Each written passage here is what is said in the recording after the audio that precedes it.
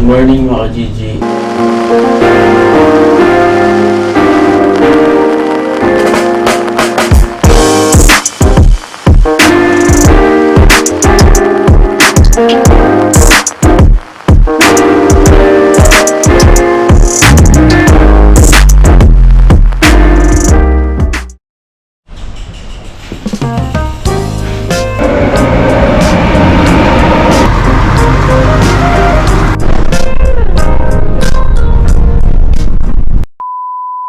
Good morning mga ka-Gigi. Kumusta kayo lahat? Samahan nyo na naman ako sa isang araw ng serbisyo. Samahan nyo ako sa kusina mga ka-Gigi. Ito na natin, bread natin. Pretzel triangle mga ka-Gigi. Sobrang sarap nito, sobrang solid. Kaka-deliver lang sa amin ng gulay. Meron kaming function bukas 250. Kaya kailangan namin mag-prep ni Leo ngayon. Pero si Ansi ang pupunta doon tsaka si Sarah. So, papakita ko sa inyo kung paano kami magsalang ng roasted potatoes. Green potatoes pala mga Gigi ito. Green potatoes. Gagawin natin yan. So, pang 250 na tao. Hindi ko alam kung ano oras darating si Ansi dito. Nagsalang na ako ng coffee. Waiting lang ako kay Leo. Parang late si Leo ata ngayon. Time check natin mga Gigi, alas 7. Ready na yung coffee natin to. Tapos naka-on rin yung machine natin. Yan. Yung bread ko coming na 5 minutes. Tapos magsasalang tayo ng onions ulit. Mashed potato. For today's video, ang lunch natin ngayon ay braised beef. May sinend sa akin si Ansi na recipe. Dapat ang gagawin namin ni Leo, caldereta. Kaya lang biglang nag-send sa akin si Ansi ng recipe na parang mga spices. Subukan ko daw. So, susubukan muna natin yon. Makapagintay naman yung caldereta eh. Yan. Tapos ito, nag-melt na ako ng ano natin, Mantelli croissant. Ito yung dessert namin dito mga ka-Gigi. Ito yung itsura niya. Napalitan ko na to kasi nung nung Monday. So yan, yung mga lumang Mantelli croissant. Monday ngayon, Wednesday. So ano yan, 2 days nagpapalit na kami agad. Binibigay ka sa mga namin, driver namin, or sa mga nag-work dito na gusto nila. Yan, Mantelli croissant. Mantelli is almonds. So almond croissant. Yan.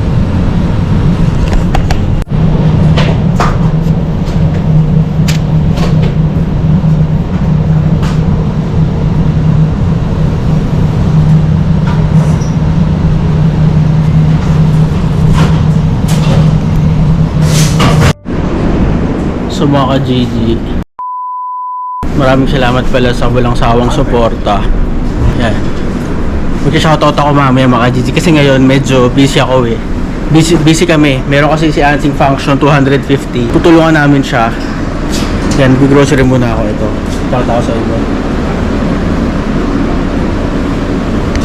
Tapos for today's video, hindi na tayo maglalabas ng kaldereta. Maglalabas tayo ng parang biryani style na beef stew. Papakita ko sa inyo kung paano ako mag-curry. So ang ilalabas natin, beef stew curry mga ka-Gigi. Papakita ko sa inyo kung paano yung tamang paggawa ng curry. Yung turo sa akin ng chef ko mga ka-Gigi.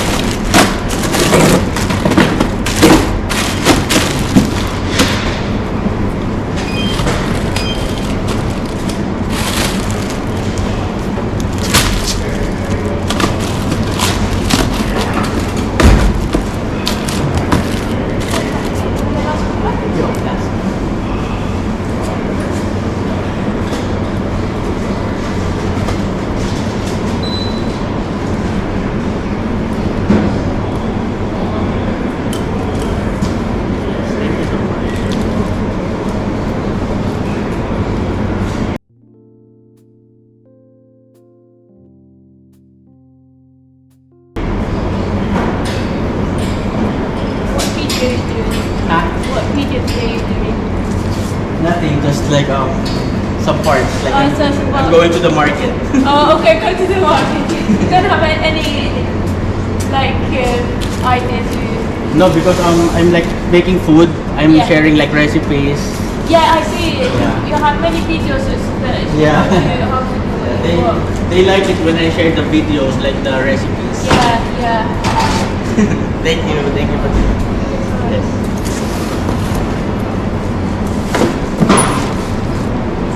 Bye. Bye, Moy. So yung mga GG, okay na tayo. Set up na tayo. Bye, Moy. So ang weather natin ngayon pala dito, umuulan, rainy. Kasama ko si Leo. Si Ansi natin din. Chill lang siya. Hello, how are you?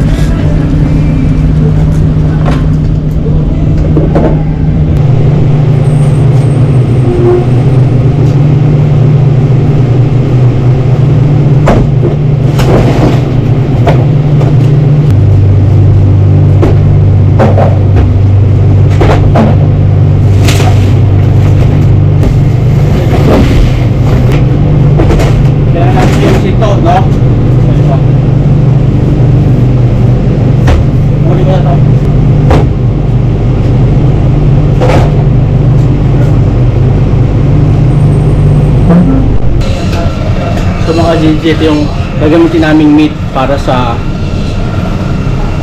beef stew. Ito. Ano na siya, nakasubid na siya, ano siya, beef chick. So ang gagawin ko, hihiwain ko lang siya ng cubes, tapos i-steam ko siya. Kasi malambot na naman siya, tapos gagawin ko lang yung sauce, tapos ihalo ko na siya. Time check natin, 9:45. Meron na lang kaming 45 minutes para mag-prep, tapos gagawin pa namin yung 250 na sauce tsaka na pero na potato. Tapos mga GG, abangan nyo yung ilalabas namin bukas. Ilalabas kami ng Pinoy style barbecue doner. Lalagyan natin ng twist ng Pinoy. Yan. So mga GG, ang gagawin ko, nagawa lang ako ng labas mo muna. Nagiwa muna ako ng red onion, mga GG. Tapos, mix ko lang itong mga spices. Tapos, isasama ko sa gisa. Magigisa muna ako ng red onion. Tapos, meron siyang oil. Isasama ko siya sa gisa yung pinaka-powder para pumutok yung lasa niya, mga GG. Ayun yung technique ng pagluto ng curry. Tapos nun, i-mix lang natin ng konti. Tsaka ko na ilalagay yung coconut cream. Ganun yung turo sa akin ng chef ko, mga GG. Ganun daw masarap ang curry. Pwede nyo gawin yun, fish curry, chicken curry, or beef. Stephen yarn. So magigisa muna ako dito, mga GG. Oil. Rapeseed oil gamit namin sa restaurant. Yan. Salagyan na natin yung onion. Ayan, mga GG. Gigisa ko muna ito. Yan.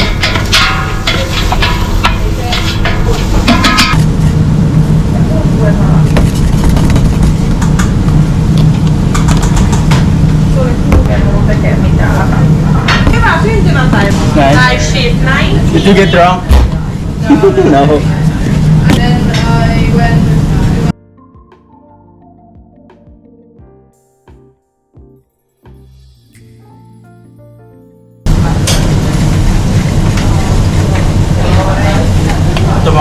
minix ko lang yung mga spices. Tapos maglalagay din tayo ng ano, cinnamon bark, saka ng bay leaf.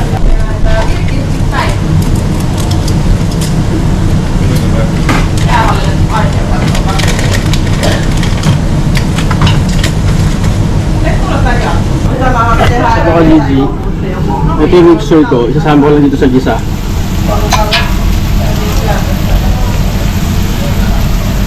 Yan, so mga Gigi ang ano, ang technique. Isasama mo lang sa gisa, ayan o. Yung pinaka ano, mixture ng powder.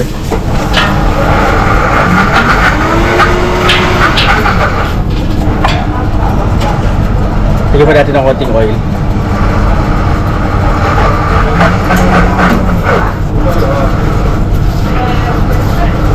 Tapos ano, shoutout pala sa mga kababayan natin sa ano, Middle East. Comment down in the comment section below mga Gigi kung nagluluto ba kayo dyan ng mga biryani. Kung paano yung way nyo mga Gigi. Kasi ako, ito yung turo sa akin ng ano ko chef ko sa Pilipinas Kay Chef Ariel. Shoutout pala kay Chef Ariel Manuel yan. Siya nagturo sa akin magluto ng curry. Basta ang technique daw, ano, lagyan mo lang ng pagmamahal yung ginagawa mo. Gisa lang natin ng konti para pumutok yung lasa. Tapos i-ready ko na yung cream natin. Meron ako dito. Coconut milk at coconut cream lalagyan natin.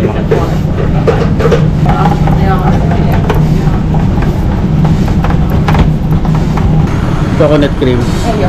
Ito si Leo. Gumagawa na siya ng chili sauce. Lumabas kasi kahapon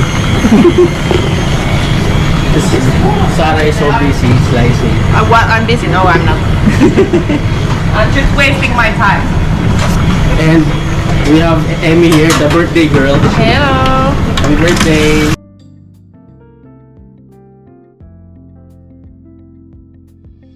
Thank you.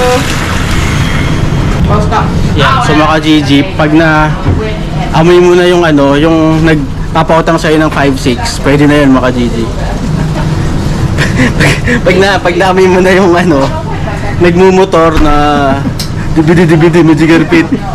Ayun na yun, malapit na yan mga Gigi. No? Nilagyan ko lang ng konting tubig, tapos lalagyan ko na itong ano natin, Cocos Mojito. Yan, so mga Gigi, ayun na yung itsura niya. Nagbubuo pa yung ano Tapos ito yung pala yung beef chick natin, yung gagamitin natin. In-steam ko na siya mga Gigi para malambot. Kasi ano to malambot na, nakasubit na Kumbaga pag mix ko dito, ready na agad to, mabilisan lang. Yan. Tapos magbubukas na ako ng coconut cream. Siguro maglalagay ako nito mga tatlo. Like lipstick today. This one. Tapos mga Gigi, maglalagay din tayo nito. Beef bouillon. Ano siya? Parang beef powder. Para lasang lasa yung beef.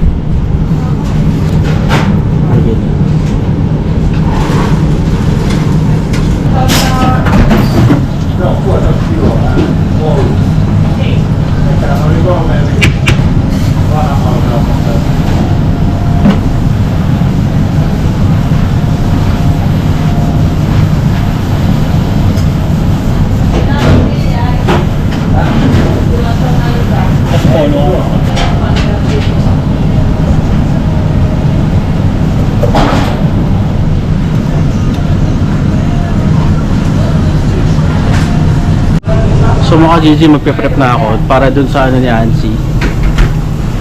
Sa 250 niya, ang gagamitin lang natin ito.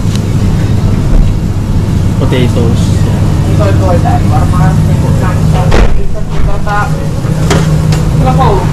Tapos ang mixture ko dyan mga Gigi, ano lang, cream. Ito. Muna ako ditong cream. Tapos ano, garlic, minced garlic, ready na siya. Tapos meron akong herbs. Tapos salt, pepper ko lang mga Gigi. I-mix ko lang siya. Tapos i-oven natin siya. I-roast natin siya. Para siyang ano, potato dauphinoise. Kung alam nyo.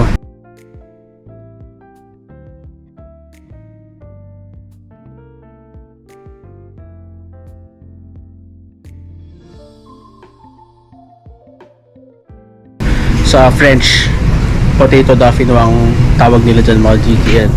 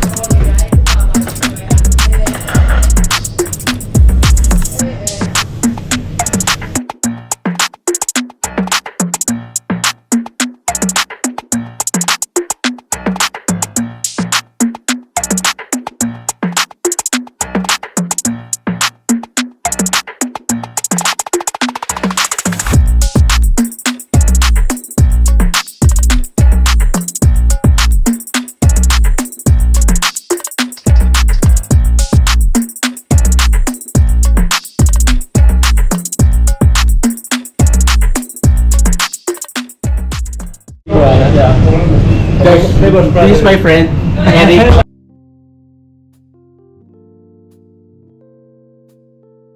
Hello. Say hi, I'm vlogging. Ah, you're vlogging? Yeah, I'm Hi, everybody. Eric. So mga GC, medyo nag-busy kami. Ayan na. Tapos ito, sinalang ko lang 170, 30 minutes. Mix ko lang siya mga GDN. Yeah, should we make like dessert? Like something guys. What?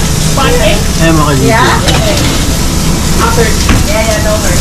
I-mix ko lang siya, tapos isasalang ko ulit siya ng mga 30 minutes hanggang maluto yung ano niya, patatas. Tapos ano, i-finish natin, babrown lang natin yung ibabaw. Only the pancake pala. Yeah.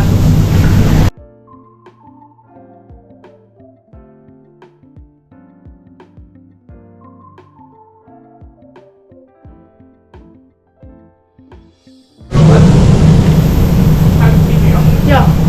Who is this? For Mika. Andre. Oily.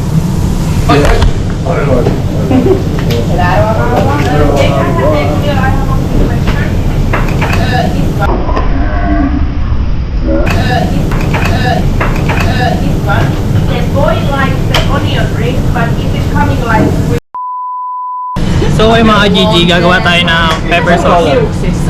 So ang ginagamit natin sa pepper sauce, magamit tayo ng 4 na pepper. Magamit tayo ng green pepper, and white pepper, Leo, sorry, tooth. red show pepper. them like this. Yeah, now I'm using a pepper. Yeah, next one I'm using. You can go.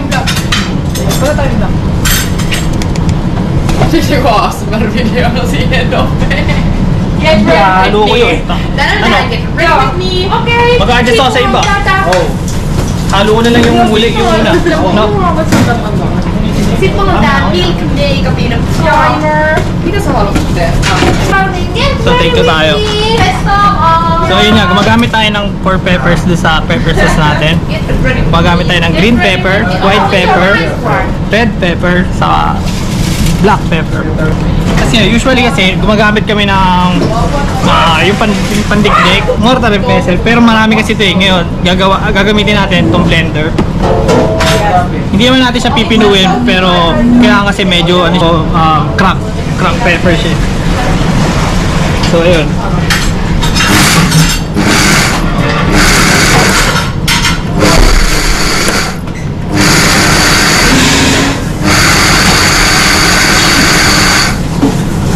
Basta ba?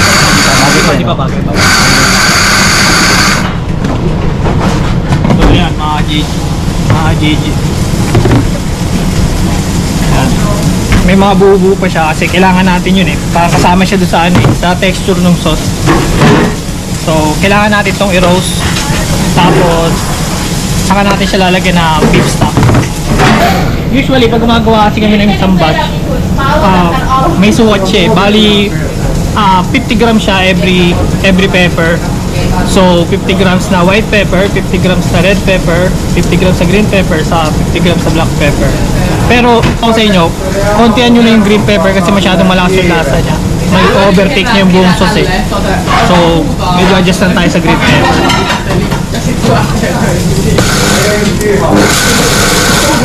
Tapos mga GG, ito yung ginagamit nating stock dun sa pepper sauce.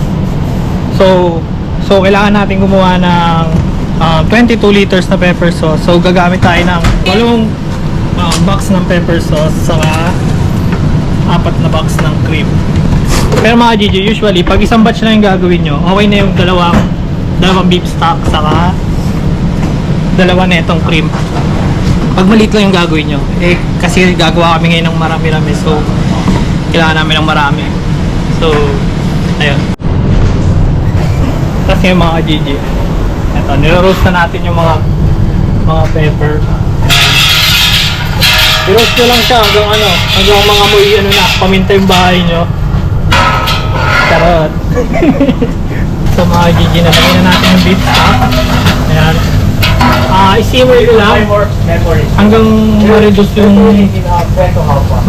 ma-reduce na kahit konti yung stock para medyo concentrated yung lasa. So, yeah, balikan natin yan pag so, mga GG, lalagyan na natin yung cream.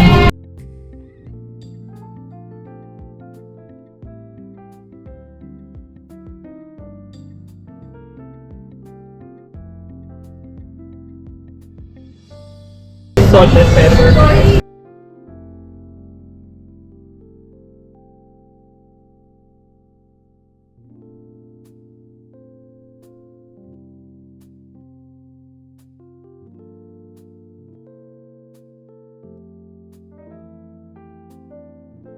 Mga GG. Medyo nagre-reduce na siya. So, usually naglalagay tayo ng liemi. Ayan. So, ito siya. Kasi hindi sapat yung yung lasa ng mismong beef stock. Nalagdag pa tayo ng konti pampalas para mabuhay yung pinaka-sauce. Para hindi lang siya puro pepper or anghang. Ganun. Siguro pag ganito karami, maglalagay ako siguro ng mga 4 na ito.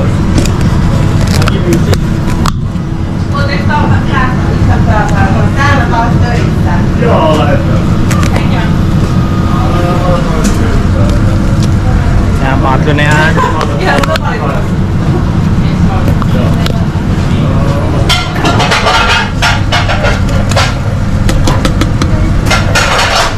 Yan, sa GG haluin lang natin yan ulit. So mga ka-GG, ito na. Ito naman ako brisket. Babakalas naman tayong brisket. Para sa Friday, ready na tayo. Mag-smoke na lang tayo. Tapos, alis na tayo.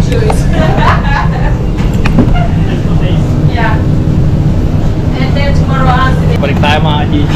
So, lalagyan na natin siya nitong coloring. Yan, papakulay lang. Pa-dark lang nung sauce.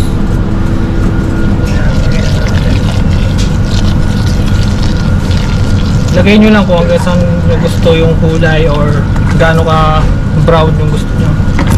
Pero black to ah. Natin, makita natin kung kukuha na ba natin yung kulay na gusto nyo. Papakuloy lang natin siya. Tapos maglalagay na tayo ng maizena, yung cornstarch na tinunaw sa tubig para pampalapot ng sauce. So yun mga GG, malapit na tayo matapos. So ito, gumawa na ako ng maizena. Yan. So pag gagawa kayo ng mga ganito, tawag kasi dito slurry. Puro mas mabuti kung gumawa kayo ng paunti-unti kaysa yung sobrang dami. Kasi minsan, di nyo alam pagbuhos nyo, sobrang lapot naman na parang jelly na yung dating. So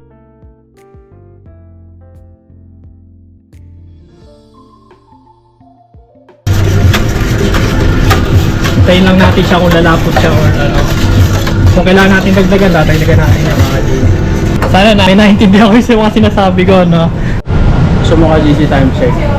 2:35. FT muna kami, nagluto kami ng ano eh, siomai. Fried siomai tsaka steam siomai. Sorry. Tapos meron kami ano, toyo mansi tsaka chili. Tapos maglilinis pa kami, tapos magpe-prep pa kami. So ano, mga 9, 18, 27. So mga GG, yun yung pepper sauce. 30 liters. Tapos, may gagawin pa ako mga GG. Ito naman, babaklasin ko tong karne para bukas. Ito yung sinuvid. Beef, ulko filet. Update ko kayo mamaya mga GG.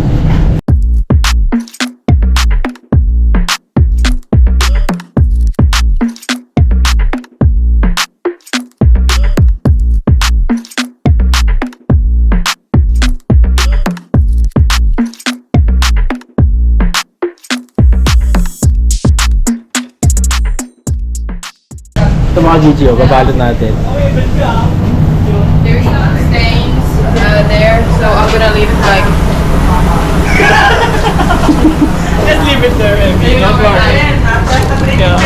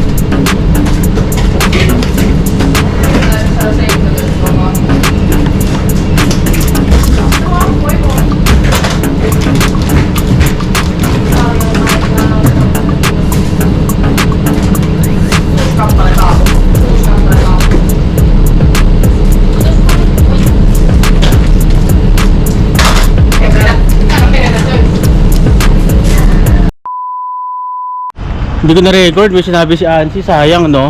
Sabi ni Ansi, King, you're making us world famous, no? Tapos shoutout mo rin yung sumilip kanina. Tapos shoutout pala kay ate, merong bigla sumilip eh. Sabi, hi kay Gigi. Ito weather ngayon natin, maka Gigi, umuulan.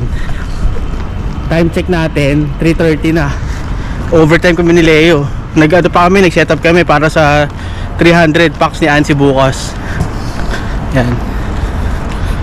Take away yan. Curry sauce. Curry sauce. Meron kami sumobra curry sauce. Uwi na namin. Tapos sold out pala yung lunch natin, mga DJ, yung ginawa natin. Hindi na kami masyadong nakapag-vlog kasi nga nag-busy kami. Dahil ginagawa. Yan. So busy na kami. Hi mga ka-Gigi! Medyo late na dito ngayon. Gusto ko lang i-share sa inyo kasi grabe natakot talaga ako dahil nagpanik ako dun sa nangyari sa mag-ama, kay King tsaka kay Ziki. Kasi, una, kahapon, nabilaukan si King habang kumakain kami. Tapos parang may bumara sa lalamunan niya. Grabe yung kaba ko kasi talagang ganun siya ng ganun. Tapos, sabi ko, uminom ka ng tubig. Nagpanik talaga ako mga ka-Gigi. Tapos, sabi ko, uminom ka ng tubig. Tapos umiinom siya. Tapos sabi niya, ayaw daw mawala. Sabi niya, ayaw mawala. Andun pa rin daw. Hindi ko na alam kasi, yung parang, ganun siya ng ganun. Parang bumara. Tapos, nag-search ako sa internet. Alam ko kasi pag ganun, sabi ng lola ko, saging daw. Tapos, wala kaming saging. Nagkataon, wala naman kaming saging.